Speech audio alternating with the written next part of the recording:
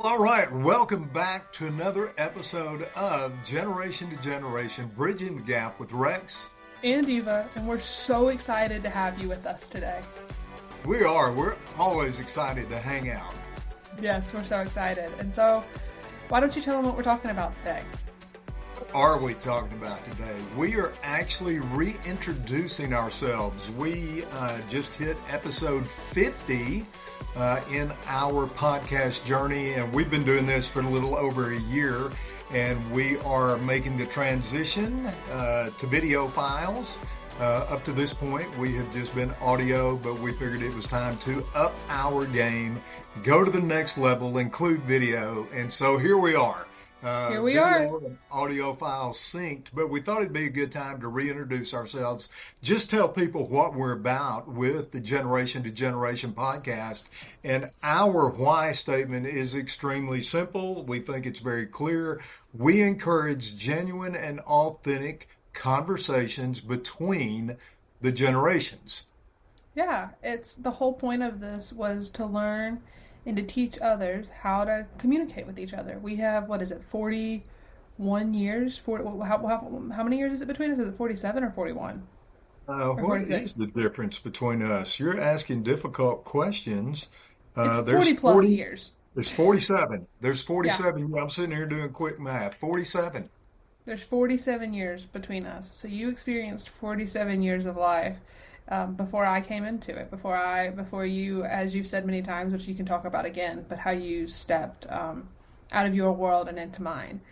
And it's very interesting because I feel like I've seen a lot in my 18 years, but you had lived over double that by the time I came around. And so there's a lot of wisdom, a lot of advice, and I feel like something in our generation, in my generation specifically, being 18 years old, being Gen Z, is we've kind of lost the ability to communicate with each other, and the people, specifically people above us, people like our elders.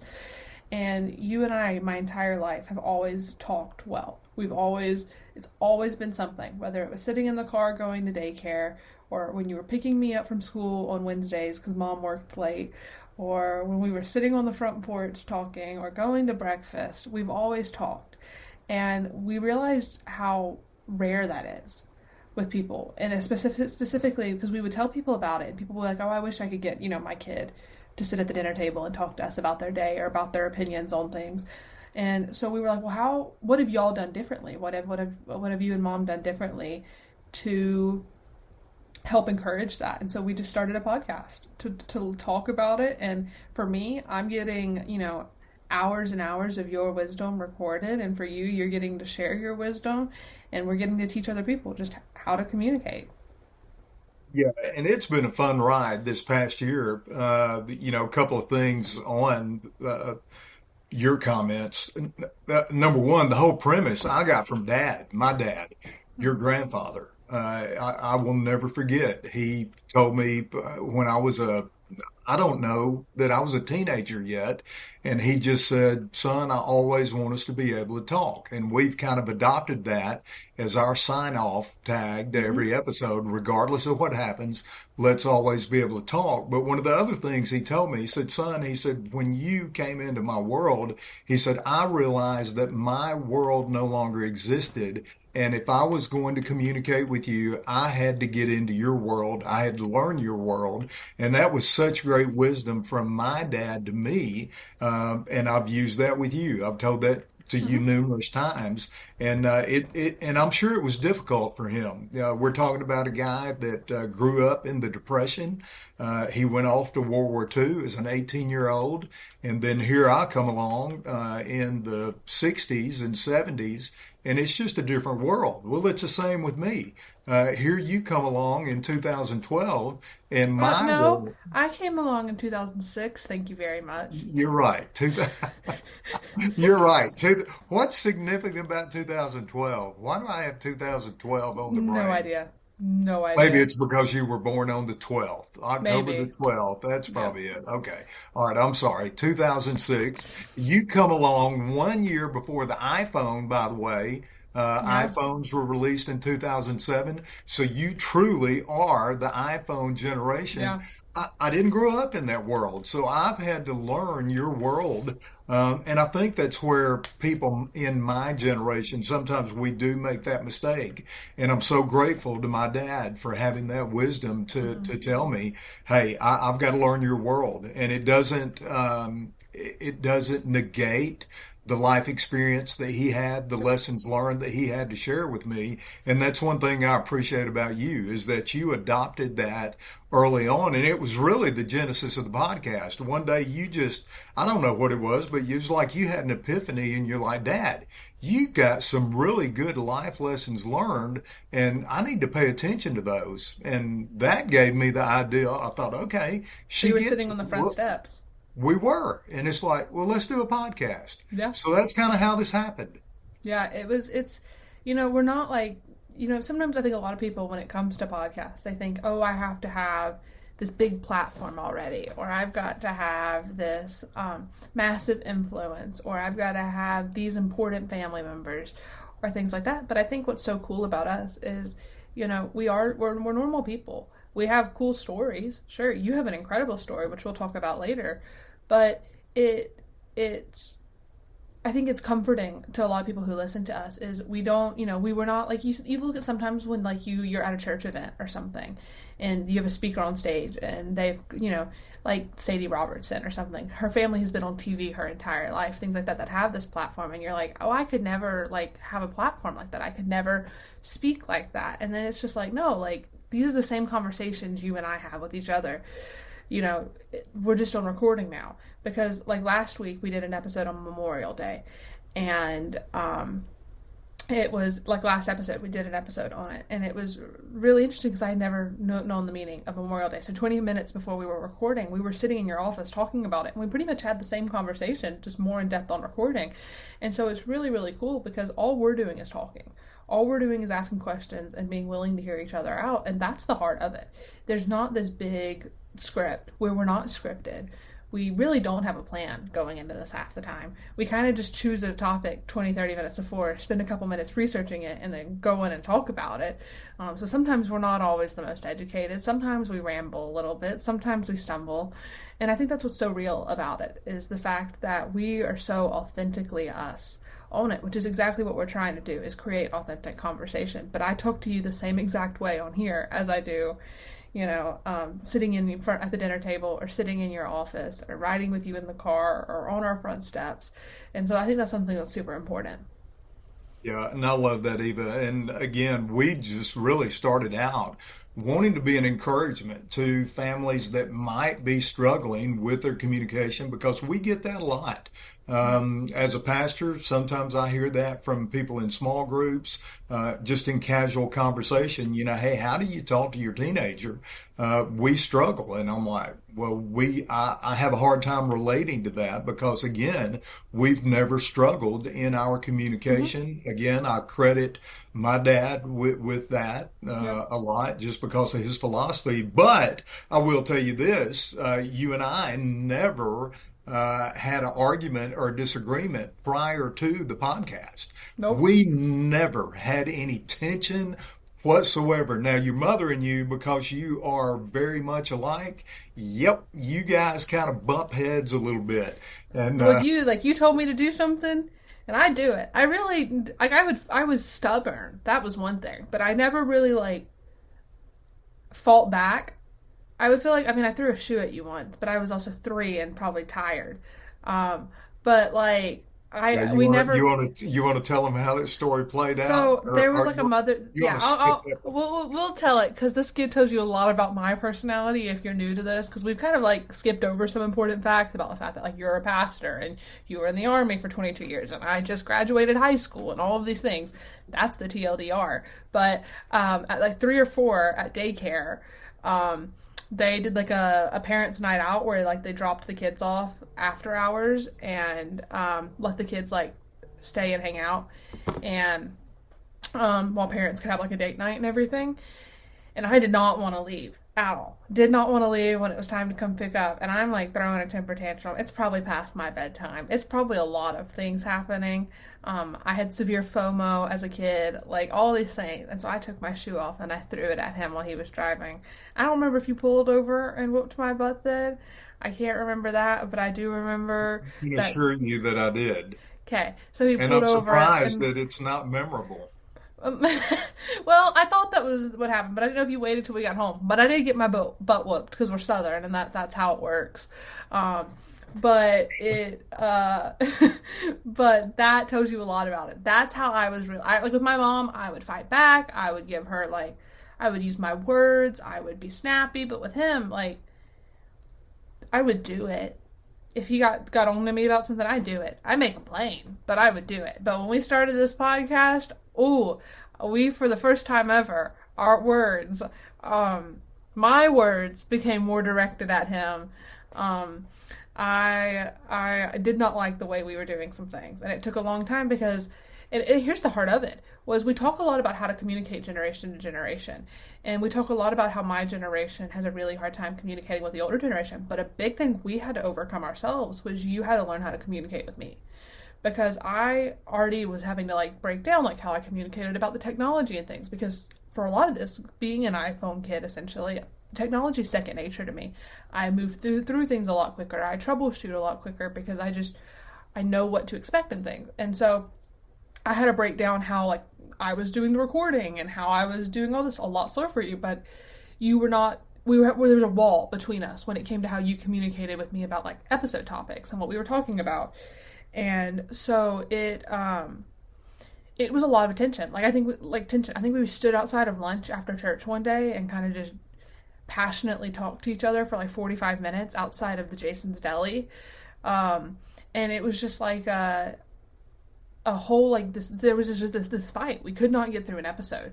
It was a problem. And then in November of last year we hit a breakthrough. We communicated and it essentially just took me saying, I don't need you to send me detailed written notes. I need you to sit with me before it and communicate with me like via talk. Reading it doesn't do anything for me. It took us like a solid 5-6 months to figure out that's what the problem was. It took us 6 months to figure out that the problem that we were having was how we were communicating with each other. Because we can sit here and talk all day, but the prep for the show we were struggling with. And so it was this big moment. And then in November, if you go back to like November, you can really see there's like a change in how we communicate. We have a better flow. Our topics got more in depth. We had more fun engaging with each other. We were more confident in saying I disagree with you on that. It was a lot. I feel like our show like hit a turning point, but we're here teaching people how to communicate, and we couldn't do it ourselves. And so it's been a learning process for us too. Yeah, those are really good points, and it kind of shocked both of us because we had never disagreed before. We have never bumped heads, and we were so frustrated with each other. And I think that is a generational difference, and part of it is my background as a military officer, and I'm an accountant by education, so I'm very detailed. I have a C personality on the DISC profile. I want things in order. I want it dress right dress. It was difficult for me to even pull the trigger on this podcast because I knew it wasn't going to be perfect out of the gate. And our coach really had to encourage us in that. And I'm so glad that he did.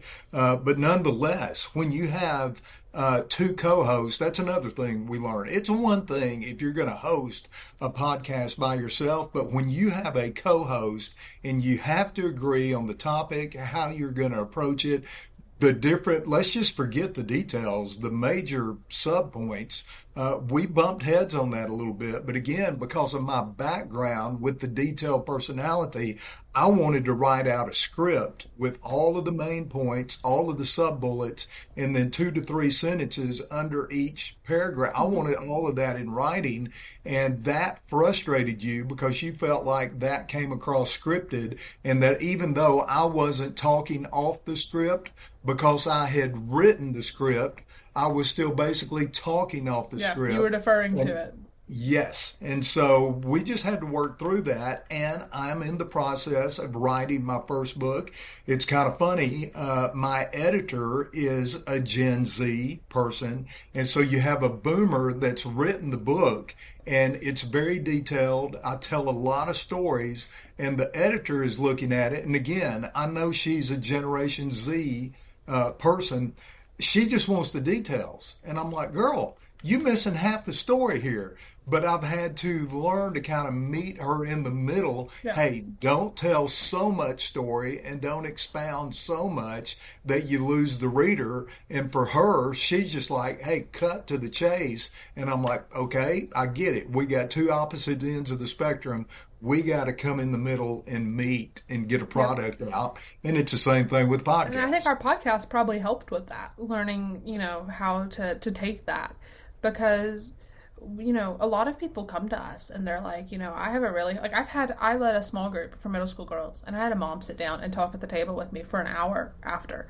And we were just talking about some of the topics we had talked about on the podcast. And I was like, I work with kids, so I'm very good at communicating with younger kids than me. That's just something God has gifted me in.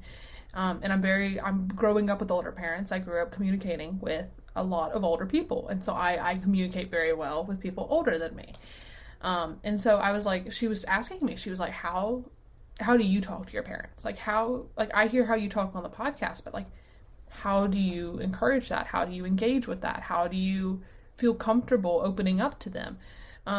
And it was this great moment of like, you have to meet them where they are too. Because like sometimes I'll make a joke or something and you and mama just look at me so confused or like flabbergasted, because to me it's funny, and to you it like goes over your head or something like that. Like I made a joke last night or whatever about Formula One, and y'all were like, they didn't get it. And I was like, so you can't, as a parent, you can't only communicate to your kids in your language. And your kids can't only communicate to you in their language. You have to find a way to meet in the middle. So when I'm talking to kids But younger than me, I can use some more simple analogies, or I can make jokes. When I'm talking to my friends, I can make these jokes. Not that they're bad jokes, it's just that they're very generational specific. And the way you communication's not this one size fits all thing. You have to find the right shape for the right hole, essentially, and how you communicate. And so, talking to older people, like talking to you and talking to mama, I have to use different analogies. I have to explain some things more in detail, or I can completely like skip over explanations for some things because I can just say a word and you mean it. And so, it was just a great thing of you just have to learn how to step into the shoes of the person you're trying to communicate with. And I used this great analogy when I was actually, we were in the middle of a fight when I told mama this analogy, and I said, during the podcast I feel like I placed both you and mama on equal pedestals, but for her there's rungs of a ladder going from the ground to the top that I can communicate to her through. So I can climb up to go see her, she can climb down to come see me. But to you, for a long time there was the pedestal, but there was only rungs going from top to halfway, and so there was no way for me to get up to you, but you could get halfway down to me. And or other way around, there were rungs from the bottom to halfway, but there wasn't from the top to the other way. And so I was stuck in the middle, and so I would have to go up to mama and talk to her for her to communicate to you, because I was having a hard time finding a way to talk to you. And so after I used that analogy, and after we talked through it of like how I need you to communicate with me specifically in regard to the podcast, all of a sudden there was this breakthrough. But it's just, you have, like, especially with parents and kids, you have to know your child. You have to know your parent to communicate well with them, especially to have this level of trust. I think trust, yes, it is knowing that this person has your back and they want the best for you and they're there to support you. But a big part of trust also comes from knowing that they're going to meet you where you are and they're going to come to your level or you can get to theirs. That there's not this wall between it. I feel like with my teachers, for example, there's this wall that's there of, yes, I trust them, knowing that they have the best interest at heart for me when it comes to my papers and my things like that. But it's not like I can go pour my life problems out to them, because there's not rungs of the ladder to get there. And so, yes, there is a level of trust, but there is not this deep trust that I have with my best friends, or that I have with my parents, or with my aunts and uncles, and things like that. And so it's all about, you have to find a way to get there. Communication isn't going to fall into your lap. And so that was a big thing that I think we've both learned through this podcast and through generation to generation, and learning how to communicate is bridging the gap.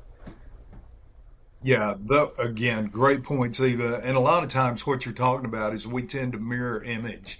Mm-hmm. We do that, in policy, in governmental affairs. We think the rest of the world operates like Americans do, and we make policies that way. It's called mirror imaging, and the rest of the world doesn't think the way we do. Well, it's the same way in communication, and that's what I was trying to do with you initially because I am a visual learner.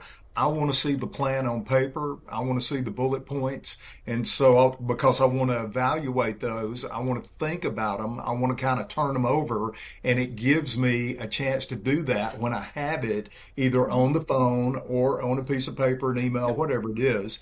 But you're not like that. I'm And much more of so an audio learner. yes. And so you wanted to talk it out. And so when I would text you a plan, I would I just wouldn't read text it. your plan because I'm like, why aren't you doing that like me? I'm trying to be courteous to give you a plan in advance that you can kind of look it over, you can think about it. That's not the way you I wouldn't communicate. read You it. didn't want that. Yeah, and you finally told me it'd make you mad when I It sent did. them.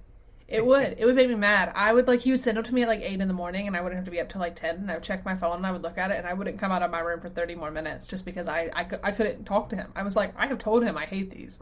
I've told him don't send these to me. Like you sent me a note the other day about the order of podcasts we're recording for this summer. I still haven't opened it.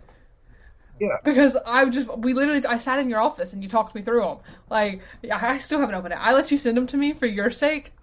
No, I go to your office. I say, okay, can you summarize what was in that note for me? Can you talk to me about what was in that note? Because I'm not going to read it. And which is so funny because I'm a big reader. I love reading, which is so funny. I love reading. I love philosophy. Don't give me a detailed list of how to do something. I'm going to learn a whole lot better if you talk me through it, you know? And so, like, half the time when I would go to office hours to talk to my teachers, it wouldn't be for specific questions. It would be, can you just talk me through the rubric? Because the rubric's there. I can read it, but I want to be able to talk to you about it and be able to say, okay, I understand that, but I don't understand what this word means exactly. Can you, like, explain what your intentions were behind that? And it works. I wrote better papers when I started doing that, you know, and so that's how we communicate it. And that's the whole point of the podcast. Is it like it seems like this is G to G. You think we would be much more organized? You think we would have months of episodes planned? You think we would have all of this research? You think we would be more professional about it? But we're not. We're two people. We're a father and daughter who have like 47 years between us. I've grown up with technology. You haven't. You know, I'm trying to start college in the fall. You're trying to write a book. You're in what is it you call the fourth quarter of your life? You know, Yep. I'm just starting the first or the second. Things like that. It's like, you know, we we're real authentic people who make mistakes. And that's the beauty of the podcast is we're not perfect. We're not scripted. We're not a TV show. You know, we're not taking multiple takes to do this. And it shows Or it's an winging, example.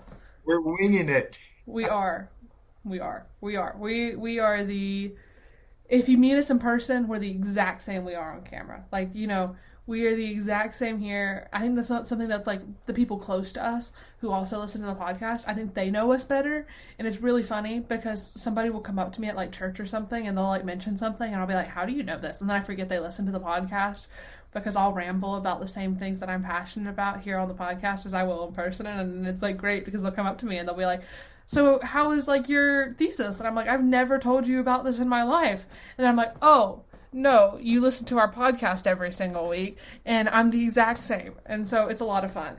And I think that is the beauty of it. It's taught us to communicate with each other. And I've said it many times. This podcast is not for other people in my book. Like for me at least. It's not for other people.